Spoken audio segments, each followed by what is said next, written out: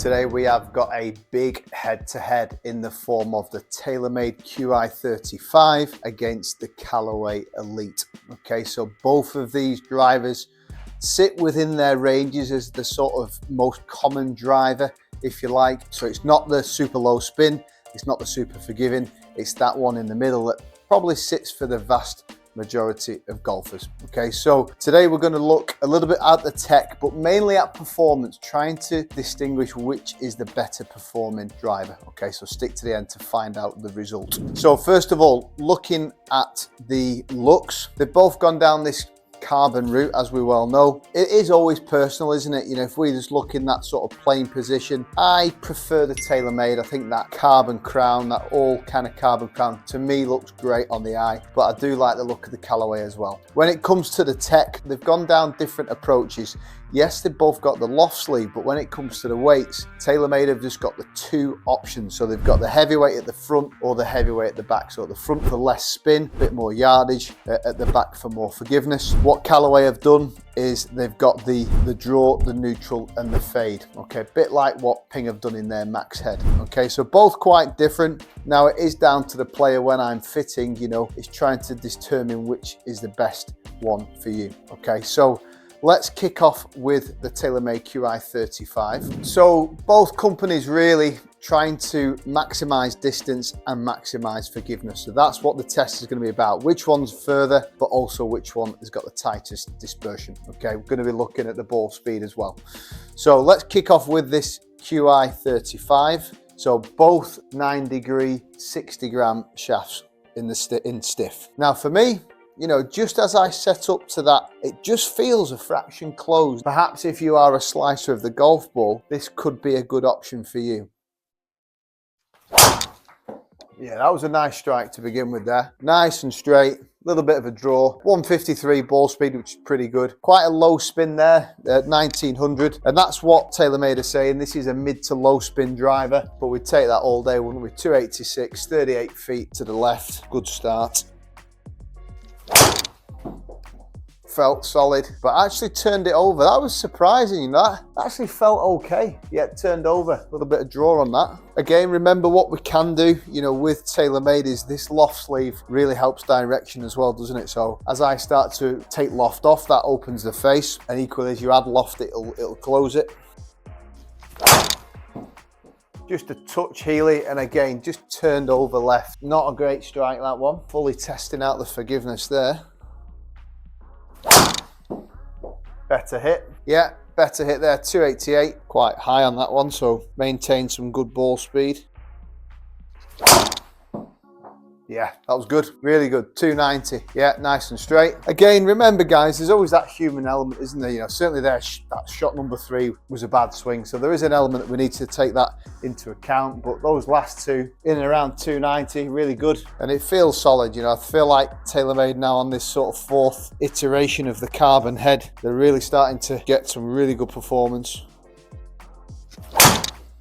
Again, just a little bit low and left, and that's what I worry about. And again, it is personal, but it just feels a touch closed at setup. That's 3 of the first 6 that are probably lost balls to the left, so that's a slight cause for concern.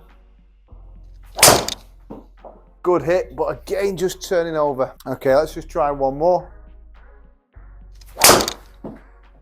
That was a good hit. Yeah, really good hit. Good ball speed there, 157. Mixed bag there, wasn't it? You know, I thought the good ones were fantastic. Bad ones a long way left. Now, again, there is that element, you know, if I really like this head, I could potentially go 10.5 loft it down to open the face to help get rid of that left miss. So great ball speed, pretty good distance, but miss hits were a bit of a worry. Okay, so now into this Callaway Elyte head. If you haven't checked out my recent video on the Elyte Driver, do check that out, checking out all the different heads. But today, looking at this Elyte compared to the Qi35. And again, similar to TaylorMade, this is packed full of new tech. They've got the new carbon crown, they've got this new smart face, trying to make it even more forgiving than its predecessor. And in that playing position, I really like. That to me feels more square than the TaylorMade, which is quite interesting really. Yeah, that was a solid hit. 296, bullet straight. We'll take that all day, won't we? I think this is going to be a very popular driver. Callaway have done some good stuff here, some good tech. Little bit high off the face, pushed it a touch, but ball speed was retained pretty well there. Yeah, 289, nice and straight. Yeah, those first 3 shots felt really solid to me. Good again, 293, bullet straight. Yeah, this is feeling really, really nice. I think it's always hard, isn't it, for these companies to bring out the new models every year, but to be fair to Callaway, this looks like a really good product, you know, on top of that AI smoke from last year, the Paradigm. Yeah, felt good again. No complaints. This is obviously pretty well suited so far. And again, the big thing for me is it just sits a little bit more square to my eye. I actually really like that Qi35, but this Callaway just sits a little squarer, which helps with my left miss. Spoke too soon. I think that might just be going left a touch. Yeah. Yeah, pretty good hit there. 293 straight. Yeah, so it's going to be interesting this. You know, we had the 3 shots or so that went left with the TaylorMade, 1 left with this, but aside from that 1, this one has been very, very straight. Quite long as well, to be honest.